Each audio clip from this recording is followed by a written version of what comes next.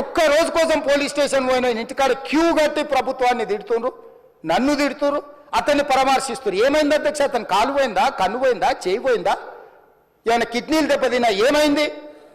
అతన్ని ఇంతమంది సినీ ప్రముఖులు పరామర్శించారు, కలిసిండ్రు, అభినందించారు. కానీ ఆ పిల్లగాన్ని కనీసమన్నా పరామర్శించడానికి సినీ ప్రముఖులు ముందుకు రాలేదంటే సినిమా ఇండస్ట్రీ ఏం ఆలోచన చేస్తుండ్రో, ఏం కోరుకుంటుండ్రో నాకైతే తెలియదు. ఇప్పటి వరకు మీరు మీడియాతో బయటికి వచ్చి మాట్లాడడానికి కానీ, లేకపోతే ఎవరినన్నా కలవడానికి కానీ అల్లు అర్జున్ టీం మొత్తం కూడా మిమ్మల్ని మోహరించింది, బయటికి రానివ్వడం లేదు అని వార్తలు వినిపిస్తున్నాయి. నిజమేనా అండి? లేదు లేదు మేడం, అట్లా ఏం లేదు. సెకండ్ డే నుంచే మాకు సపోర్ట్ ఉంది.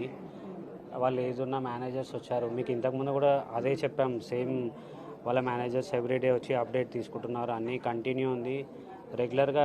లాస్ట్ సర్జరీ కొంచెం ఇది అయింది కదా, సర్జరీ కూడా వాళ్ళు వచ్చి మా డాక్టర్